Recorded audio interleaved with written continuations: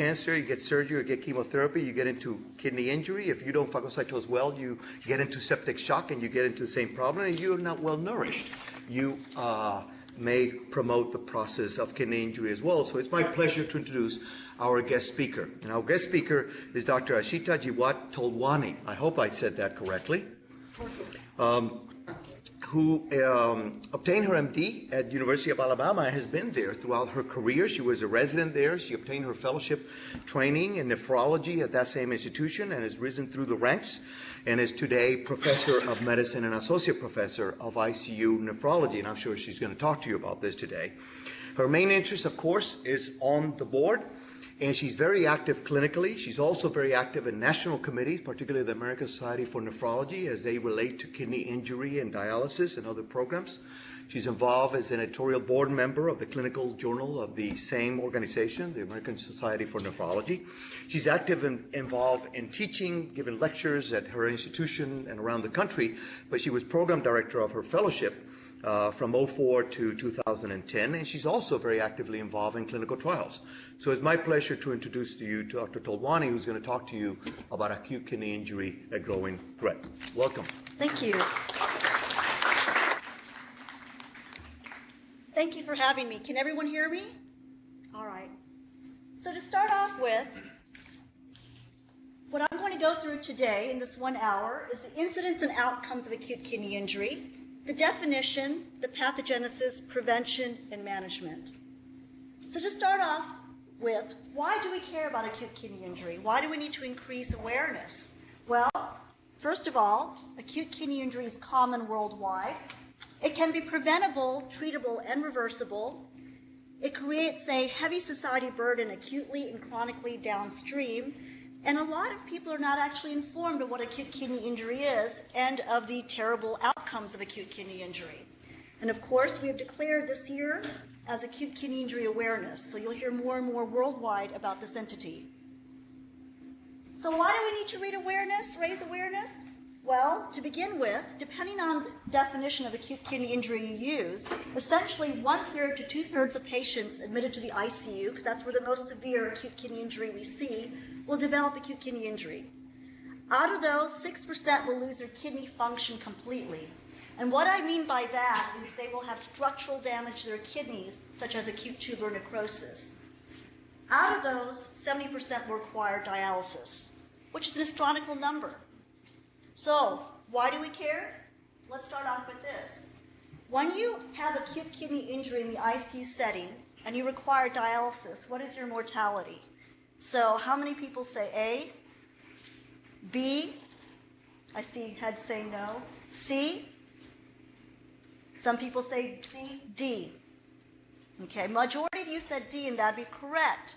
Depending on the literature you look at, when you have acute kidney injury requiring dialysis in the ICU, your mortality, I've seen in studies, range anywhere from 40% to 80%. And this is staggering because this hasn't changed much over the last 30 years despite advancements in technology such as dialysis technology and in the ICU setting. Now, part of it's not because we've been terrible at being able to treat this entity, which is part of the situation, but it's also because the population has changed. We have older patients now, multiple comorbidities, but a lot of the issues also deal with the ability to define what acute kidney injury is, and some of why we've not been successful is because we haven't had a real definition of what it is, so it's very difficult to treat, which I will go over. So, over 40%, as many of you got. So just some staggering statistics. 1.2 million people get AKI during a hospital stay. 300,000 people die annually in the U.S.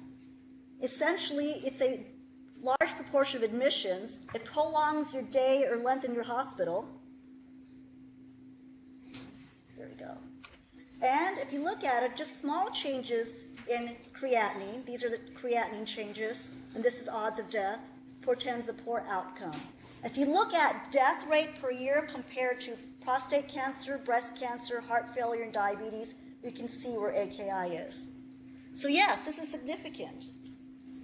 Worldwide, 2 million people will die of AKI this year.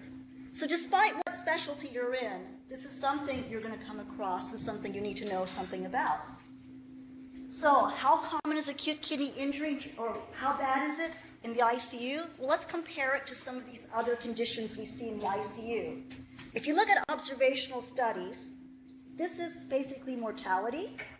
60-day mortality based on the ARD study in 2006 was 28%. 28-day mortality of septic shocks, 32%. And you can see, based on observational studies, for acute kidney injury requiring dialysis in the ICU setting, the 90-day mortality is pretty high. So this tells you that, yes, it's a big deal, and it has a very poor outcome. So if you look at the natural history, we've learned a lot of things over the last 10 years.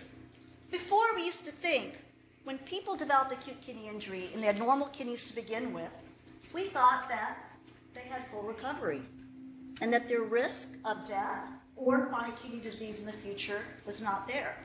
However, more and more observational studies, and I can present tons of studies today, which I'm not, have revealed that's not really the case. More of what we see is this situation. In other words, if you develop acute kidney injury, many times, and it is a risk factor for chronic kidney disease. A lot of this depends on the magnitude of the kidney failure and the duration. If you have chronic kidney disease to begin with and you develop acute kidney injury, you progress to end-stage renal disease much more faster. And those patients who have acute kidney injury who require dialysis, some never recover and progress to end-stage renal disease. In fact, even if you recover from one insult of acute kidney injury, if you have repetitive insults, you're at risk for CKD.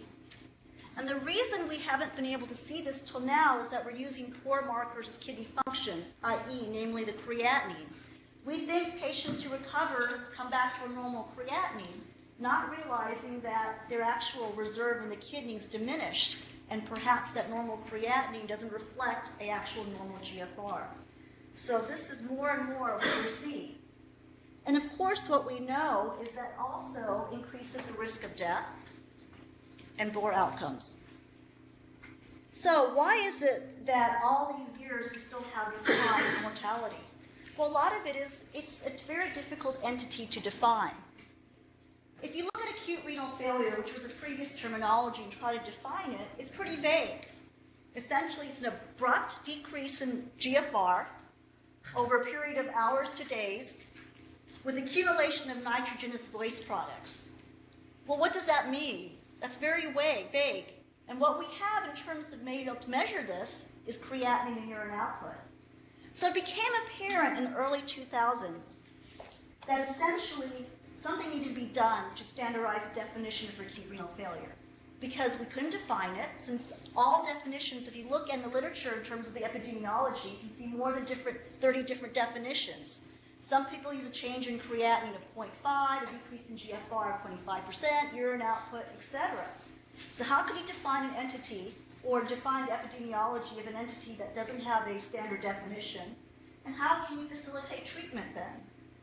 So what an international group of experts, both in critical care, nephrology, cardiology, etc., came up with what they thought would be a good staging system that was able to stratify patients so that both accurate identification and prognostication are possible. And what I meant by that is, 10 years ago, we didn't know whether if you had more severe kidney injury compared to somebody else, i.e. the rise of creatinine, peak creatinine is worse compared to another person. If those both patients went back to normal kidney function, did the one who had a higher creatinine have a poorer outcome? We didn't know that. Does the severity of renal function make a difference? So what they did is they came up with this criteria, still based on creatinine and urine output, which are poor markers, but still they came up with a system that they wanted everybody to use to try to look at the epidemiology of acute kidney injury. And the system they came up with initially is called RIFLE. How many of you heard of RIFLE? So very good. RIFLE uses a urine output in creatinine and stratifies patients based on the outcome of worsening creatinine and urine output and stages patients according to that. So RIFLE stands for risk, injury, and failure. And as you progress from risk to failure, you have worsening renal function. And how it was characterized, it was basically done by most common definitions used in the literature. you classified as having risk if during a 7-day period your creatinine increased from baseline of 1.5 and no more, or your urine output was less than 0.5 milligrams per kilogram per hour. That meant your maximum rifle criteria would be R. As you progress from injury to failure, your severity of kidney injury was worse. So injury would be your baseline creatinine increased 2 times, or your creatinine increased 2 times at baseline, failures 3 times, and you have these various urine output entities. So this was what was first proposed. However, after this proposal came out, more and more observational studies demonstrated that even smaller increments in creatinine portended a poor outcome, even if you return to normal kidney function. So essentially, the rifle criteria were modified to what's now called the Aiken criteria. How many of you have heard of that? Very good. And so the Aiken criteria, instead of risk, injury, and failure, now these were changed to stages. And because of the more recent data with increased small changes in creatinine causing a poor outcome, stage 1 was defined as an increase in serum creatinine greater than or equal to 0.3 milligrams per deciliter over a 48-hour period. And stage 2 and 3 correlated with injury and failure. So, because there's these 2 different staging processes, the most recent dialysis, basically kidney disease guidelines for improvement kidney care, it's an international group that makes consensus guidelines for various aspects of renal failure. When it comes to acute kidney injury, they decided to combine the 2 definitions. So now what's accepted is acute kidney injury, which is the terminology used, is now defined as any of the following. Increase in serum creatinine by greater than or equal to 0.3 milligrams per deciliter within 48 hours. The reason a 48-hour time period was chosen is to rule out pre-renal cases, because usually if you had a pre-renal cause of acute kidney injury, the creatinine would come down within that time period. Or an increase in serum creatinine to greater than 1.5 times the baseline. Or urine volume of less than 0.5 milliliters per kilogram per hour for 6 hours. And then you can stage, when you have acute kidney injury, you can stage it by this criteria. So that's what's accepted now as a definition. And why we moved away from acute renal failure is because acute renal failure implies that something has gone wrong with the kidneys themselves. And we know that small changes in creatinine now can portend a poor outcome, but that doesn't mean that there's structural damage to the kidney.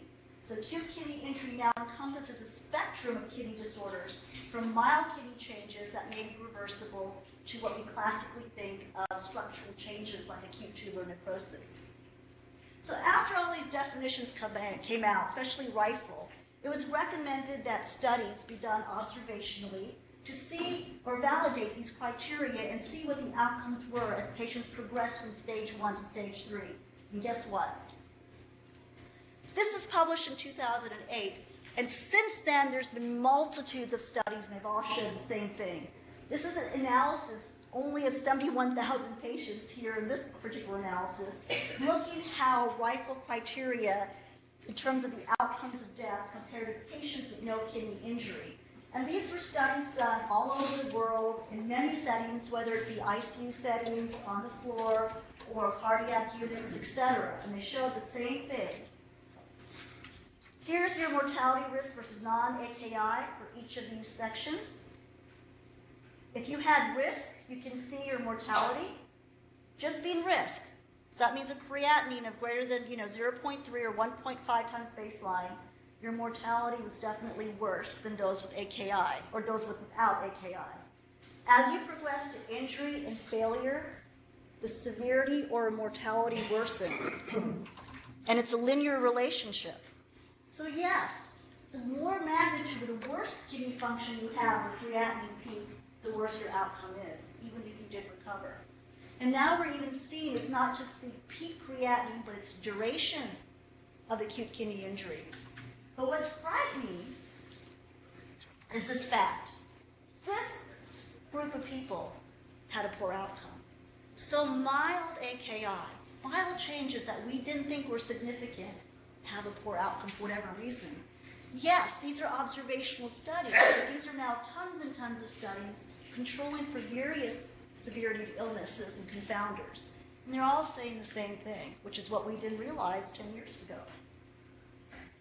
Now, this is a study. There's many, many studies that show this, that what I've already summarized was that AKI leads to worsening outcomes in terms of mortality. This looked at the same thing, your stage of AKI, stage 1, 2, and 3, compared to no AKI based on your GFR or baseline GFR.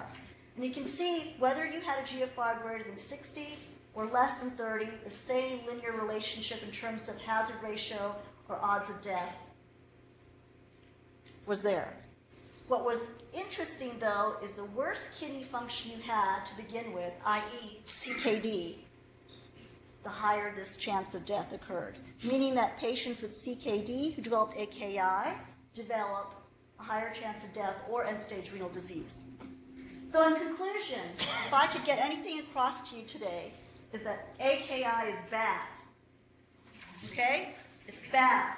And as many as 65% patients, based on the AKI definition now, will develop evidence of AKI, specifically in the ICU setting, because that's where we see the biggest mortality.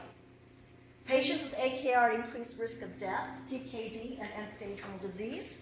And AKI of greater magnitude, of longer duration, and non-reversible, meaning dialysis-dependent, and recurrent AKI are also more strongly associated with CKD and end-stage renal disease.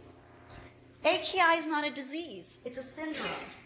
And like CKD, since there's strategies, perhaps there is management strategies for the different stages that we can look at and do to help the outcome of these patients. The other thing that I want to get across is now the definition is standardized and accepted. And if you look in the literature, for current studies, you'll not find the terminology acute renal failure used much often. It's now acute kidney injury. All right, so we have a staging system. We know that the worse your creatinine or your worse your renal function, the worse your outcome. But the problem is we still use poor markers. We use creatinine and urine output, which we know are terrible markers. Creatinine is based on muscle mass. Also, there are studies in animals that show in the setting of sepsis, the production of creatinine is decreased substantially. And what we need to do then is, like the cardiologists, any cardiologists in here, have been so successful, we need to develop some sort of kidney troponin I because we need better markers than creatinine. So this is what I mean by the relationship between GFR and creatinine. So here you have your change in GFR drop, and this is your serum creatinine. And what you can see here is the serum creatinine lags behind your decrease in GFR by several days. And so no wonder it has a poor prognosis, because the GFR has already decreased prior to changes we see in creatinine. So really we need something earlier, and perhaps then we can change the outcomes. And we do not want to do that.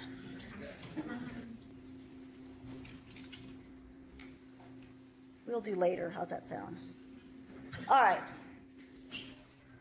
So the concept for acute kidney injury, this is a conceptual model that was developed.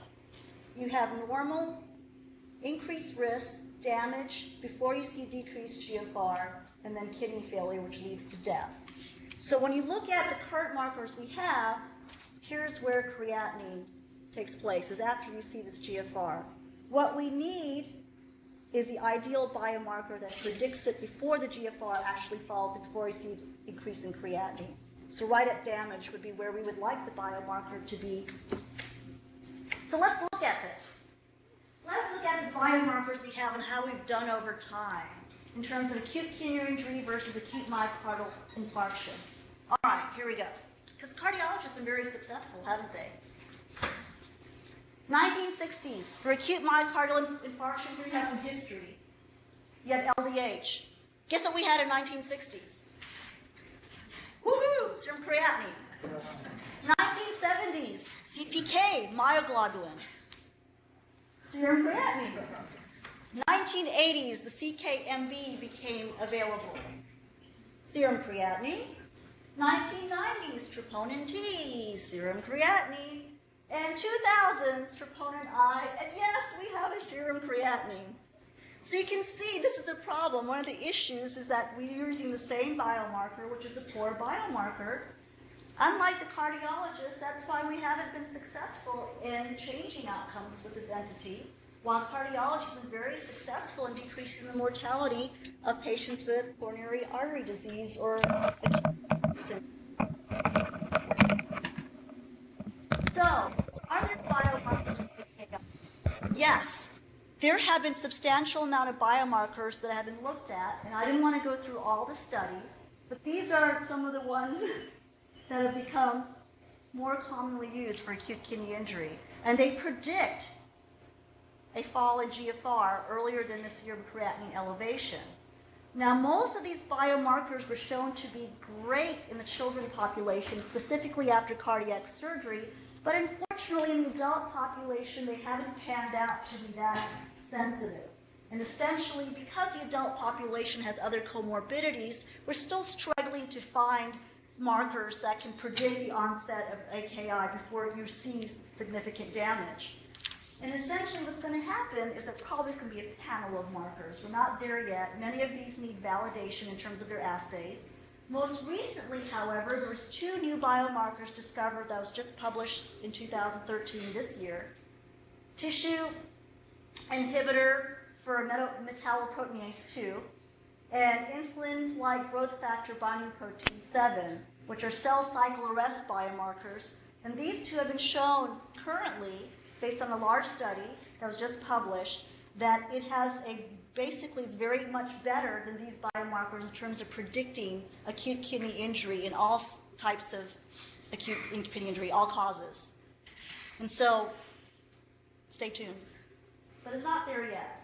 So in terms of biomarkers, yes, serum creatinine is not good. It's a delayed functional biomarker. Better biomarkers that are really becoming significant in terms of the ones I showed on the previous page are these ones right here. And maybe we'll be a panel that we'll see 10 years from now or 5 years from now where we won't be even talking about a serum creatinine anymore.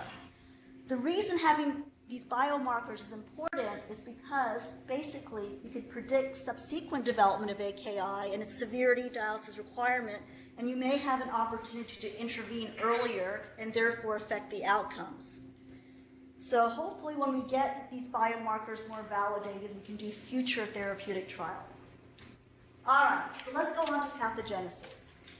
So many of you have always learned the classification for acute renal failure, now acute kidney injury. And of course we know there's pre-renal, intrinsic, and post-renal. And the pathogenesis in terms of intrinsic, or the etiologies, are acute tubular necrosis, interstitial damage, glomerular disease, vascular syndromes, or obstruction. If you look at what's common in the hospital setting in terms of etiology of acute kidney injury, this is non-ICU patients. The most common now is acute tubular necrosis, followed by pre-renal, and specifically in ICU, the most common is, of course, acute tubular necrosis. So that's changed because about 10, 15 years ago, we used to think pre-renal was more common. Can anyone think of the top causes or reasons or risks for acute kidney injury in the ICU? Seti? Medications is in the top. What else? Hear a lot of mumbling. So anything that decreases your effective arterial circulation, sepsis is probably number 1. Or anything that, like I said, even heart failure, your effective arterial circulation is compromised. Major surgery, cardiovascular. 3rd, medications. And I can guarantee when I do the consult service, about 25% of what I see in terms of AKI are probably medication related that are iatrogenic.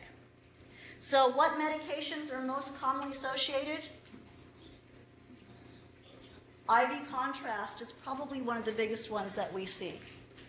Other causes that you see in ICU, cardiopulmonary bypass, it creates an inflammatory milieu, trauma, rhabdo-obstruction, but the main ones are listed to the left. So if you look at acute tubular necrosis, you have traditionally ischemic and nephrotoxic. Ischemic, again, is anything that decreases your effective arterial circulation, and nephrotoxic, we talked about what the most common drugs are, contrast, and then, of course, antibiotics and cancer agents, too. You can also develop endogenous acute renal failure due to hemolysis with hemoglobin pigment nephropathy or rhabdomyolysis and myoglobin. And those all lead to acute tubular necrosis. If you look at the pathogenesis of ischemia, it relates to both endothelial and tubular injury, which then essentially causes more inflammation, recruitment of cytokines, which proliferates this process. When you have tubular injury, you have disruption of the cytoskeleton, and essentially you have breakdown of the tubular cells, which results in granular cast, tubular obstruction, and back leak, which impairs your GFR further. When you have endothelial injury, you have activation of vasoconstrictors, which further cause decreased blood supply to the kidney and ischemia, and this process basically amplifies itself. So what's the histology? When you look at normal kidney tubules, this is what they look like. So these are your tubules, and you can see that you have healthy, plump epithelial cells. This is acute tubular necrosis. And what you see now, the tubules have flattened cells, they're degraded, this is what forms the casts. And so that's what you see, and when you look at the urine analysis, your classic muddy brown cast. When we diagnose acute tubular necrosis, you all are familiar with these indices of being a fractional excretion of sodium greater than 1%, the urine is not able to concentrate, et cetera, et cetera. But the best way to diagnose it is urine analysis and looking at the sediment yourself. Okay? What we've also learned, we used to say that when people developed acute kidney injury in the ICU setting and they died with kidney failure, not because of it. And as I've pointed out through this presentation so far, is that that's not true. Something about the kidneys themselves, when they die, is an independent factor for predicting mortality. And it's because we've now discovered there's a lot of crosstalk between the kidney and other organs. The inflammation or an inflammatory milieu that's caused by the kidneys actually is conveyed to other organs. And so you see changes in the brain, the lung, increased sepsis, increased pulmonary leak syndrome, changes in the heart because of volume overload, etc. There's changes everywhere. And so it's a big significant thing when you have acute kidney injury, even if you don't see structural damage. So now that I gave you an idea of how bad acute kidney injury is, the definition, the most common pathogenesis, i.e. acute tubular necrosis, how do we treat it? Well, there's so many interventions that have been tried that have plausible reasons to work in animal models, but unfortunately, when it comes to human models or larger trials, nothing works. The only FDA-approved treatment of acute renal failure or acute kidney injury is dialysis, which is not a treatment, it's just a supportive therapy. So what does that tell you? So we know AKI is bad. We know it leads to death, CKD, and end-stage renal disease. We know we can't treat it. So what does that tell you? Preventing it, exactly. All we can do at this point is prevent it. That sounds simple, but it's not. Because often when I'm called to see patients and I do consult service, already it's far beyond prevention. And if I was called earlier, there were things I could have done in terms of medication changes that may have improved the outcome. So early recognition is key. How many of you see a creatinine going up by 0.3 every day and say, it's okay? No one wants to raise their hands, but that's truly what happens. I see it all the time with house staff. Patients' baseline creatinine 0.5, it goes to 0.8, that's okay. It goes to 1.2, that's still within normal range, not realizing that a significant amount of GFR has been lost.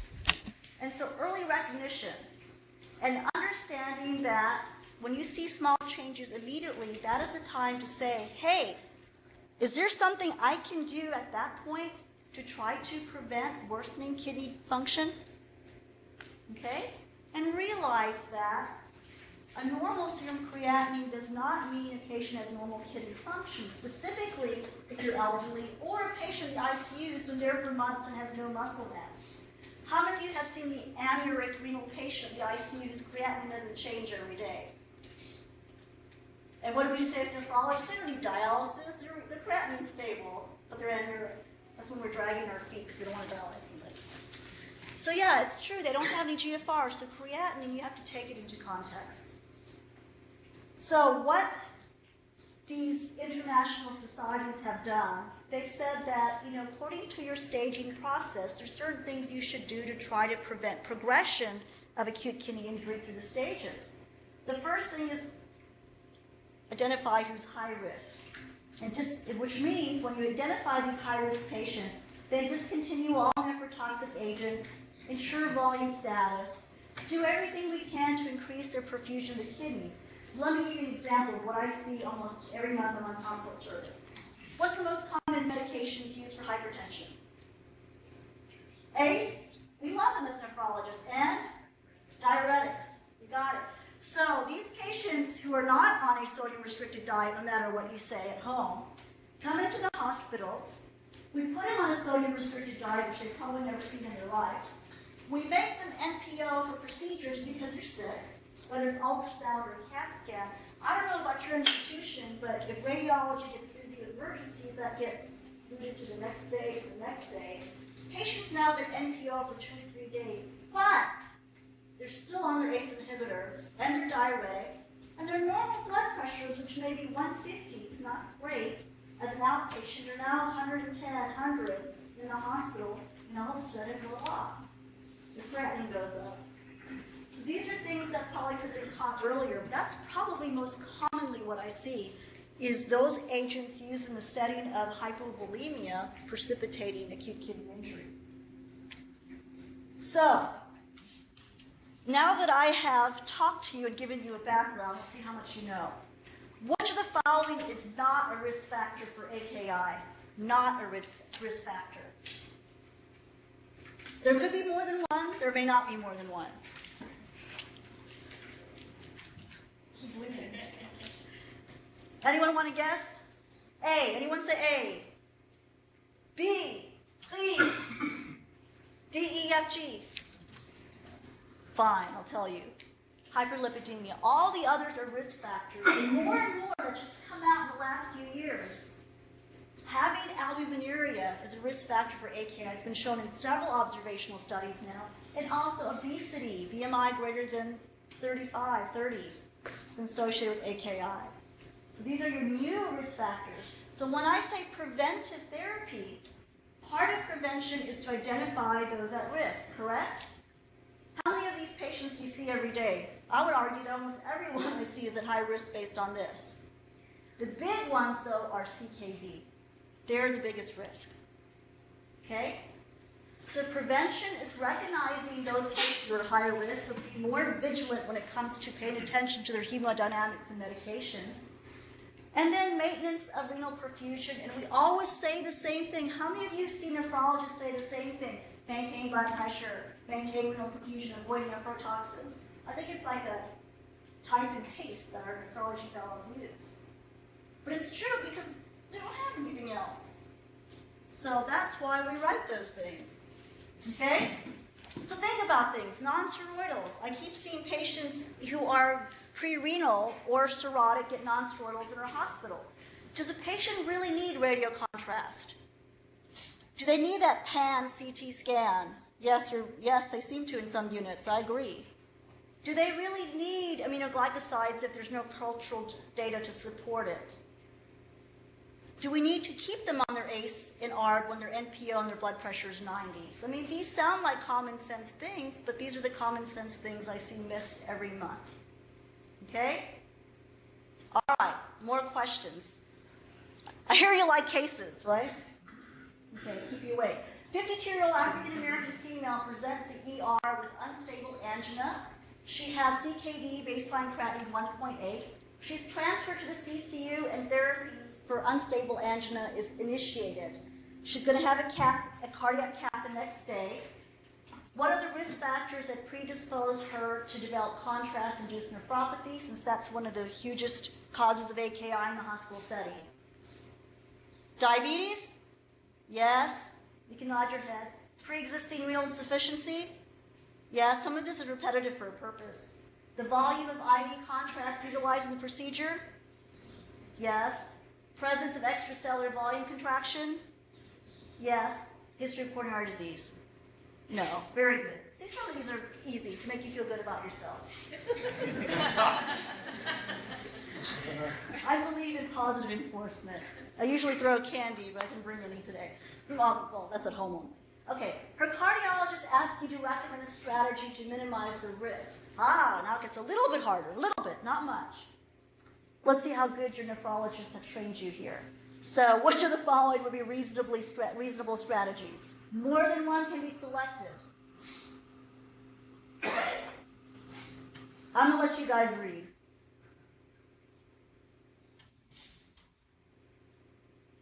Everyone read A through G? Okay, let's go through them.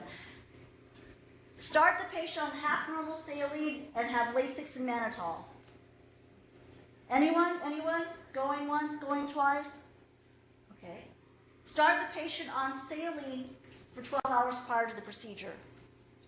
Okay, we have B, we have a go. Start the patient on N-acetylcysteine, 1,200 milligrams in divided doses, and prehydrate the patient with oral hydration. We have a few, no, yes? Stop the ibuprofen. Start isotonic sodium bicarb. Okay. Use low osmolality ionic contrast. Okay. Start the patient on felodipam infusion. Some of you are just shaking your head. That used to be every person in the SIC used to be on that with a thought that increases renal perfusion and prevents bad outcomes, and it's not true. These are the ones. So you got them right, except this. First of all, we all use mucomyst with the belief that it does something good, but if you look at all the meta-analysis, it really doesn't. However, it's cheap. It's on it. Right now, there's basically a United States-wide short supply, but other than that, it is less side effects. It's easy to take, so we do it, but it's not really been associated with improvement. And oral hydration specifically has not been shown to improve outcomes, because that's what radiology tries to do sometimes. Okay? So prevention. Avoid use of IV contrast if you can, first of all. And then, of course, pre-procedural volume expansion, either with isotonic solutions or normal saline. It doesn't matter. We use mucomyst. If you're going to use it, maybe 1,200 BID is better than the usual dose, but don't use that only. That is basically plus minus. Try to avoid using other nephrotoxic medications at the time you can give contrast, and use low or isoosmolar. Very good. Okay? What about management? So how do we manage when you develop AKI, i.e. ATN pretty much? We want to maintain renal perfusion, correct metabolic derangements, and if they can't be corrected medically, what do we do then? Dialyze them, you got it. Provide adequate nutrition. The role of diuretics is controversial for volume issues. It's indicated, but it does not hasten the recovery of kidney function. In fact, it can be harmful if you make them too pre-renal. So given that, since part of maintaining renal perfusion is resuscitation, let's talk about some of the things we know about resuscitation in terms of literature. Of the following therapies used for resuscitation, which one is associated with the development of AKI? We use isotonic crystalloids, we use albumin. I think UAB uses more albumin than anybody else in the nation. We use starch-infused solutions to expand the plasma. We use vasopressin. Do you use all these solutions here? I meant in general, yes. You've seen these solutions used here. So which one do you think probably is not a good idea? I couldn't hear what you said, but I think you said C. And that is correct. Okay? So looking at fluids for volume resuscitation, which is the best? There was a study called a SAFE study that was basically a randomized trial of thousands of patients in New Zealand and Australia. that took patients in the ICU setting, all comers, and randomized them for resuscitation purposes to either get saline or albumin. And the outcome was there was no difference in mortality. In fact, on a post hoc analysis, those patients who had traumatic brain injury and got albumin as resuscitation had a worse outcome. Another post hoc analysis has just been published on the same study, and perhaps it's shown that patients who have sepsis may be better with albumin. So now there's a new randomized trial out. I don't know when the results will be, but not for a while, that's looking at albumin versus traditional resuscitation with IV crystalloids in particularly septic patients. All right? You mentioned that the answer was hydroxyl starch. That is correct. This was just published in New England Journal of Medicine last year, a randomized study comparing this plasma expander to saline in an intensive care unit. It was another study that came out of Australia and New Zealand, multi-centered, 7,000 patients randomized. The outcome was essentially mortality, and secondary outcomes were the kidney injury. In terms of survival, there was no difference. However, in terms of kidney injury, there was a difference where the hydroxyl starch solutions had a higher serum creatinine that was significant compared to saline, and more patients who received that developed or needed dialysis. So in conclusion, even though there's no significant difference in 90-day mortality, and there's a lot of other factors that play into role in mortality, probably the selection of resuscitation of fluids needs to be looked at more closely, and hydroxyl starch solutions or plasma expanders like that should be avoided. We have a few more.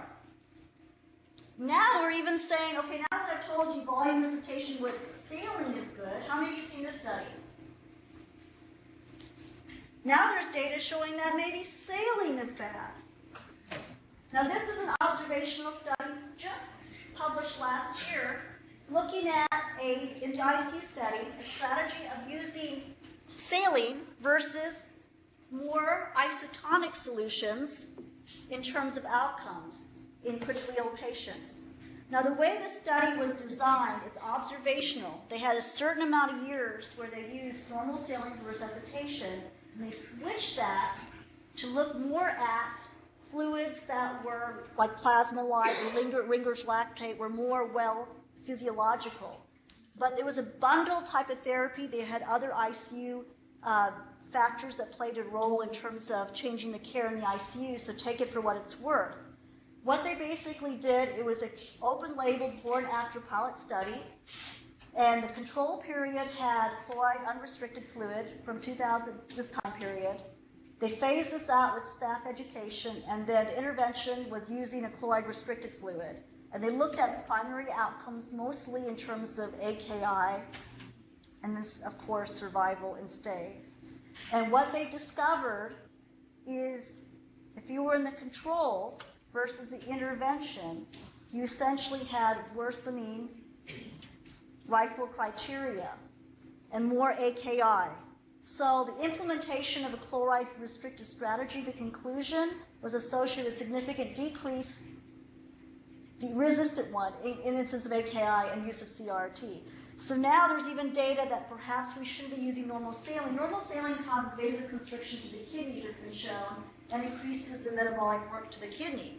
So this is, of course, just observational. It was a bundled therapy, meaning that not only did they look at these restrictive strategies in the unit in terms of IV fluids, but they changed their ICU care. So there's really, you can't say much about this study yet, but it's still provocative to think that perhaps normal saline is not the best solution, and perhaps we should be using more isotonic solutions, or I should say physiological solutions with bicarb or lactate. All right. Then, of course, so we looked at the solutions, the controversy that's coming out. How much do you give? That's the other controversy. So we do know that in the Rivers protocol, when you have sepsis, initially you have to resuscitate patients with fluids. But the question is, do you keep resuscitating them? How many have seen the trauma patient that's 50 kilos above their admission weight and they're edematous, they look like a Michelin man? How many people think that increasing perfusion to the kidney by keeping giving fluids actually improves the outcomes in terms of AKI. Fluids don't. More and more studies I don't have time to go into, and I'm trying to just present what's the new data in the last couple of years that we're learning that's a change in our mindset, are showing that fluids are bad. That there may be a threshold initially where you get fluids, but beyond that threshold, it can cause more harm. And more studies, just in the last year, I started listing a lot of them, and then there's too many to list, has showed that a positive fluid balance can result in increased mortality and decreases renal recovery. And you may say, hey, these patients who need extra fluids, or we're giving fluids too because they're sicker, right? Their underlying illness is sicker. That's why they need fluids, because their hemodynamics, etc. And that may be the case. However, these observational studies, which are now multiple, have tried to control for those factors. They've controlled for hemodynamics, severity of illness scores, vasopressor use, oxygenation, and despite controlling for the things we know, that seems to come as a outcome measure.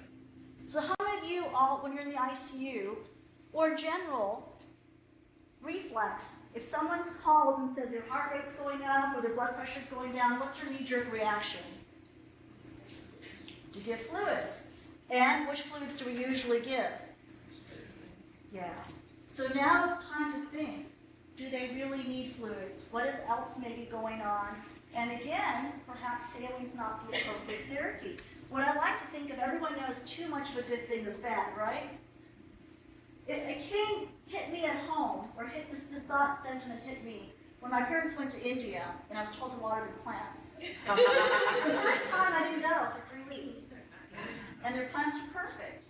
I felt guilty when they went again 2 years ago. So I watered them every day, and they all died. None of that's what happened. So they're going again, and I'm not watering any plants. But you see, that's a perfect example. So what I'm trying to get you at is, since we can't improve when you have ATN or there's no treatment, these are things that can make a difference. Okay? Last few questions. Are we still good? Yes. We're doing okay? We're awake? Other ICU therapy. I thought it'd be better to present data this way than show you multiple studies and survival curves, etc. Vasoactive drugs are often used in patients with acute kidney injury. Which statement is false? Can epi induce an increase in lactic acid production? Yes. Can dopamine increase urine output? Yes, it's a good diuretic. Can norepi improve survival compared to dopamine? People say, I don't know. That is true.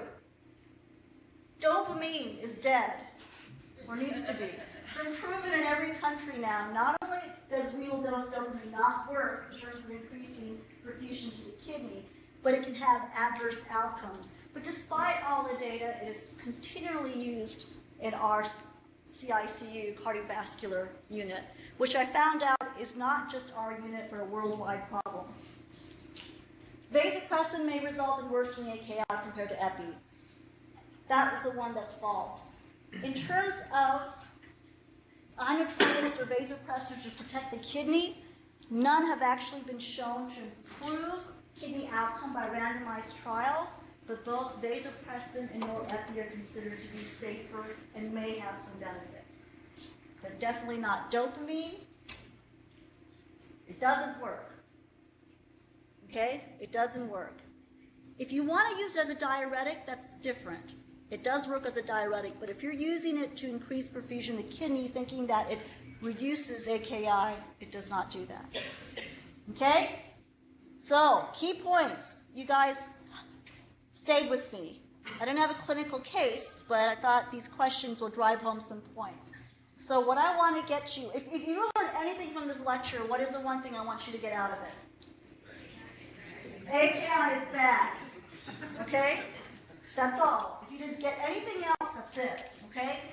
Small changes in creatinine are bad. Know that it's now called AKI. Know there's a definition. Pay attention to trends, because you need to look at it earlier to try to prevent its progression than later. Common things are common. Acute tuberous necrosis is still the most common, or is the most common now on both the hospital floor and in the ICU, pre-renal more in the communities.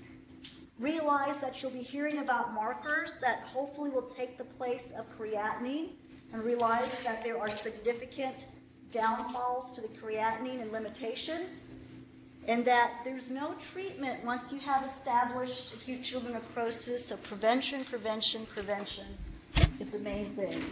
It sounds common sense, but like I said, 25% of what I see monthly probably could have been preventable by paying attention to close changes. Thank you very much. I hope that was educational. I hope that and if you have further questions, please, I will try to answer them if I can. That was terrific. Well, we've learned that you're a terrific presenter. That was outstanding.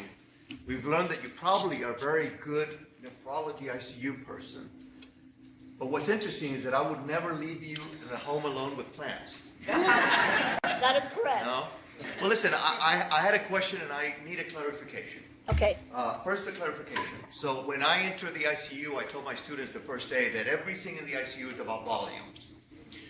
But I got confused a little bit in your definition, because you mentioned when talking about definitions that there was a delay of waiting for 48 hours because you wanted to make sure that it wasn't about volume contraction. And yet, so I wasn't quite sure that that was eliminated from the acute kidney injury, but later on you said it was not. So clarify that for me. So essentially, the implication of acute kidney injury by the definition, there's a lot of flaws to these definitions, is based on why they say you can't really say it's acute kidney injury until after 48 hours, is to rule out those things that could be pre-renal. Because if you have someone with congestive heart failure or volume depletion, initially comes in with an elevated creatinine, and if you give them fluids or inotropes and their creatinine comes down, that is considered to be a pre-renal cause and doesn't really meet the same classification as someone who has a sustained rise in acute kidney injury. And does not have ultimate implications for outcome? As far as we know, no. Okay, good. So now my question. So you brought up the cardiac slide where you said on every decade the cardiologists would tightening up their biomarker while we only had creatinine. And it's very similar to acute lung injury. Now we have the same problem. We don't have a good biomarker. But one of the good things that cardiologists have is that they have interventions and they have people who have chest pain. So it's easy to target the biomarker testing, and it's also easy to define now, although it's getting easier.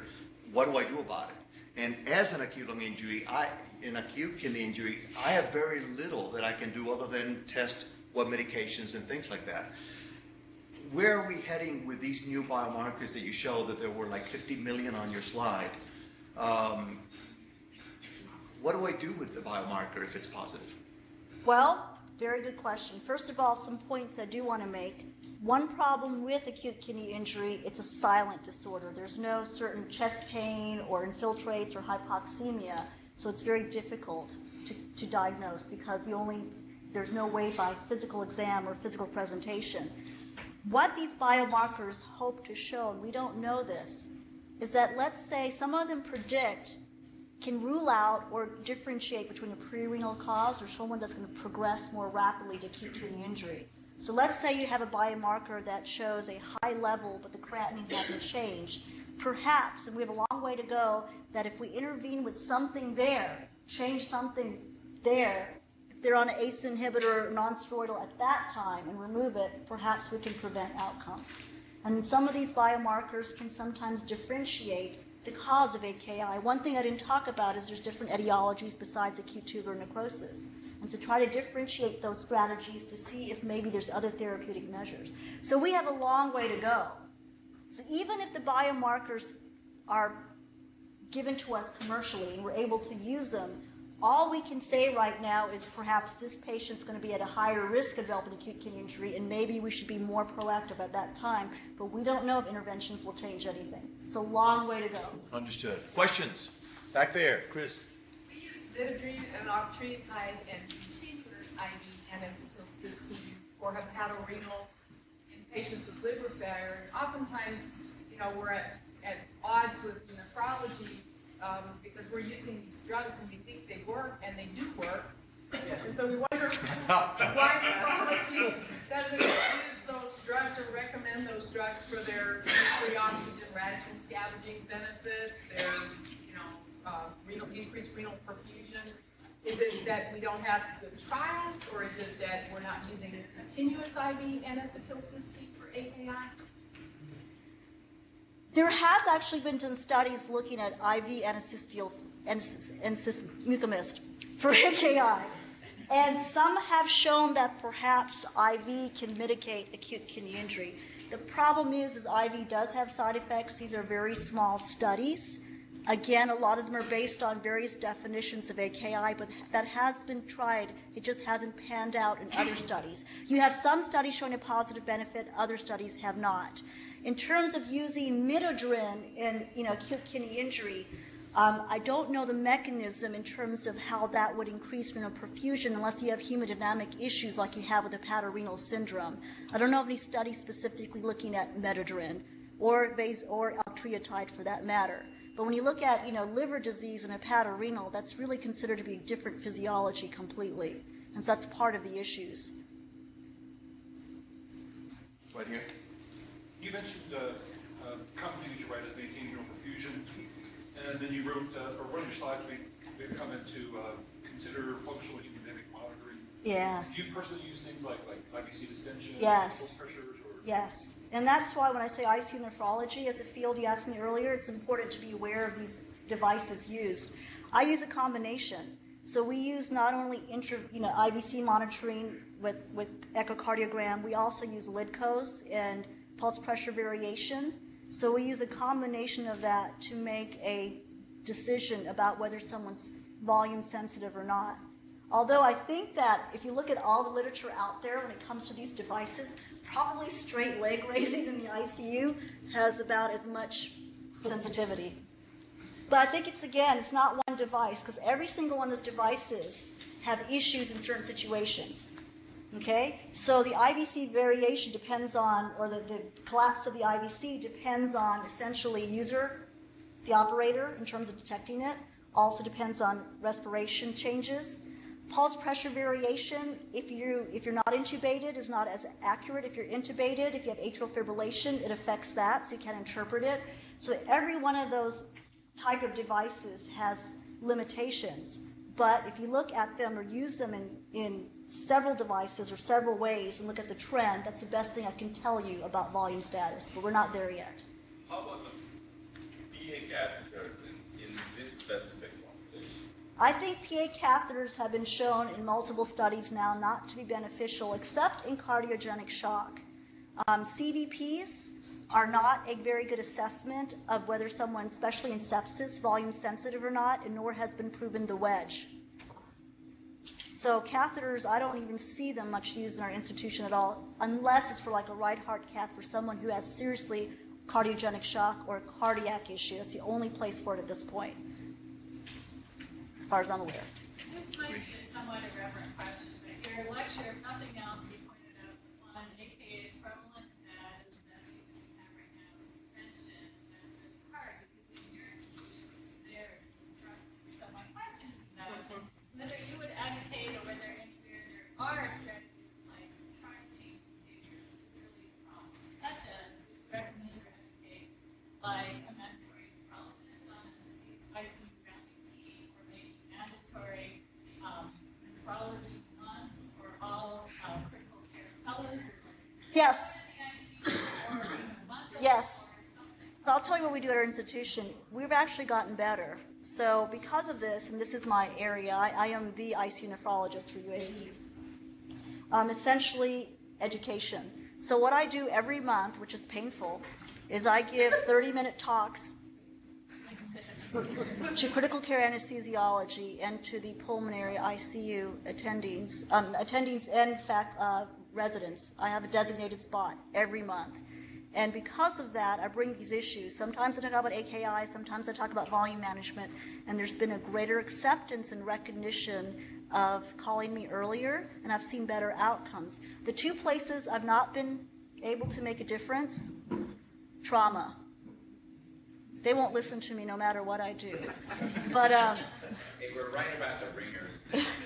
That's right. But other that's correct. That is actually correct. So other than that, yeah. By the I way, give monthly don't leave talks. accepting that statement either. But that's the only way. It's education, and it takes a lot of work. But now I've become part of everyone's curriculum, and so it's 7 a.m., 6:30. I mean, they're every month either cardiology, critical care anesthesiology, and pulmonary. I'm doing the same. I'm doing these lectures, 20-minute, 30-minute lectures. There's no doubt that the future of critical care has moved from open units to closed units to intensivist driven to 24-hour coverage to multidisciplinary interprofessional care, which is what you guys are starting to move, and we should be considering that as well. So thank you so much. This was outstanding. You all have a good day. If somebody doesn't like to talk to people, we're grateful. Okay, this was outstanding. I was going to ask that question about Dr. Marcus. Stillman. Hey, I'm Mike Stillman from Nephrology. Oh, thank you. Your presentation style is fantastic. It's so conversation. It's really Probably because I teach Zumba. I don't know. I have a question for you. I couldn't tell this from the slide. So all those studies showing the link between acute kidney injury, even if you recover from it, and mortality. Even if you what? Even if you recover from it, right? Even if your creatinine goes back to baseline. Not everybody. Mm-hmm. There is a group of people who do recover who don't seem to have that much change, but we don't know what that group is. It's small compared to those who actually are at risk. And what we discovered, it's not really, it's more the risk of CKD long term that puts the mortality for immortality, Right, inflammation. but first of all, so those data I take it apply to both the inpatient and the outpatient Oh, yes. setting. Oh, yes. So I do almost exclusively outpatient. So if I have somebody with bad hypertension with a creatinine of 0.7 and put her on an ACE inhibitor and her blood pressure is beautiful, but her creatinine bumps up to 1, did I just kill her? No, I mean, these are the caveats of it. The way the ACE inhibitors work is by it causes hemodynamic changes in the kidney, and you will see up to 20-30% change in creatinine. Right. And that's where the caveats, I can't present all the caveats. There are certain caveats that don't apply. One is that situation. Because initially with ACE inhibitors, you may see a worsening kidney function, but this is more associated with chronic changes in the kidney, but over time have a protective effect on the kidney. yeah.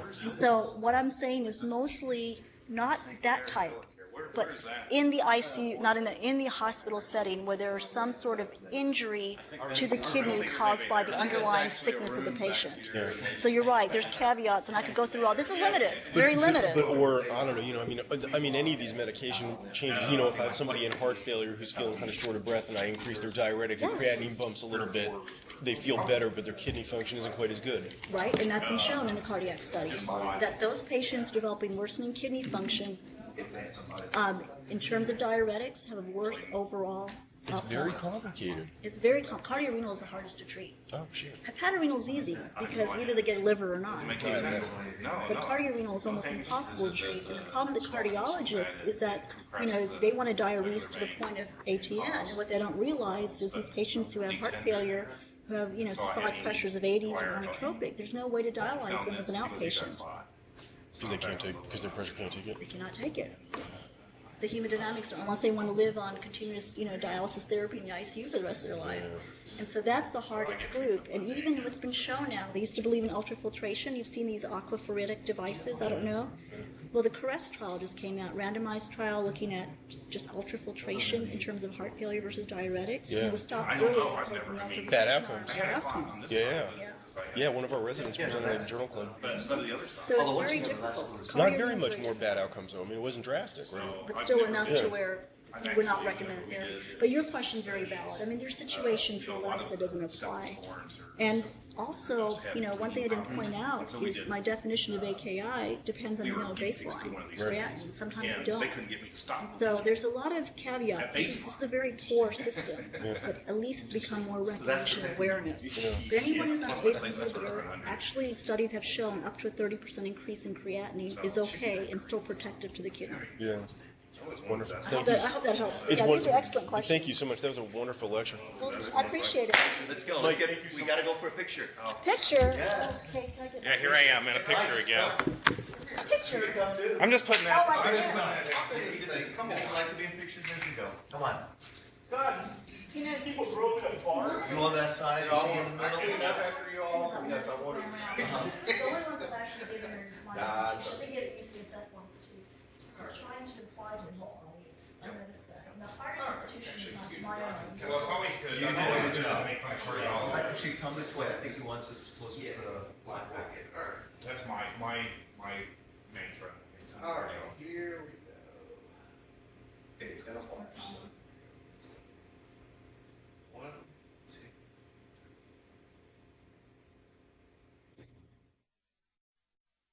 Perfect. All right. We're good. All right, I'll run you On back. the website Oh, before noon or something like that. So I hope that was applicable too. No, this was outstanding. I think you will hear a lot of people sending me notes today. So thank you so No, much. it was one of Mike the can best. tell you. Well, Yeah. good, I'm Really, it glad. was one of the best ones we've had, except for mine. I think. Let's get I think his is better. let's try to get her back. We tried to get her up here Next once year before. Something happened for a though. more intense. That's why I came early yesterday. Well, I'm thinking for a more intense critical cancer. care. Oh, okay. For a more intense critical care version. Because that's an area where we're starting to move on here as we approach Jewish hospitals. We're taking over their ICU. We now have 3 or 4 ICUs. And the surgical issues and the trauma issues and the neuro ICU and how we do things different, it's always a problem. One thing I've noticed, and this is something that's over years, I've established the ICU nephrology pro. That's all I do there since, it's now going on 13 years. And so I've got a rapport now with most of the ICUs. Oh, speaking of, Would you start your fellowship when you were 12? Yes. So speaking of that, one thing I didn't mention is now they've had me do a program. Many of our CV surgeons are run by nurse practitioners. And so last week they had a renal pulmonary symposium. My husband's a pulmonologist, critical care, and does lung transplant. And so they had a symposium for the nurse practitioners He's about. a UAB as well? Yeah. Who is he? Keith Willie. I know who he is. Yeah. I'm a pulmonary. I know. That's why I'm telling you Oh, that. okay. That's my I was husband. feeding her all this information and I was giving So her she was ideas. prepared? I was giving her ideas of new slides to put into the I talk. wish but I she could, didn't yeah. She didn't I do didn't ask anything. a very specific basic science question. I was Yeah. good. So we had done that. So now that's part of the curriculum every 3 months. And again, it's raising awareness, and it's really made a difference. I mean, Yeah. before I couldn't say this. 10 years ago, we'd be called when their pHs were 6.9, potassiums were 7, basically when they were dead, Yeah. to provide dialysis. Yeah. Now we're called a lot earlier, and we have been able to make some change in terms of volume status, in terms of medications. Yeah. The places, though, the one place I still have been totally unsuccessful is trauma. They don't listen to anything I say. I know. That's But not, even CV that's not surgery, unique to your institution. CV surgery ran around. Even CV surgery has turned around. It used to be my least favorite unit. Now it's one of my most favorite units because the nurse practitioner, et cetera, listened to me. Well, I remember in Atlanta at Grady Memorial Hospital, which is a trauma center as well, doing things for forever. When the data came on low volume ventilation for acute lung injury, which is the only thing that's been shown to enhance survival, we couldn't get these guys to do that. We just, years went by after those studies, and they didn't care. And there was data, clear data. Thank you. You're going to take care of her? Yeah. Okay. I get treatment next week, and so the week after I would maybe get together and go over the faculty evaluation form before We I have to do present that, to and the so don't worry about next faculty. week because I'm at the American Thoracic Society meeting. Okay. I don't come until Wednesday night. Oh, Yeah, so you're let's leaving do it Sat. that way. That's when Keith I'm is going leaving to be tomorrow. there. He's leaving Saturday. It starts Saturday night. Okay. Oh. He was still looking for a hotel, and he was trying to Where is the If meeting? he's starting late. My it's, husband's very miserly, and so he didn't want to pay for a hotel like $500. So he's looking at these apartments and walking 10 miles. I'm like, are you kidding me? You're not going to be walking 10 miles to the conference. Well, it gets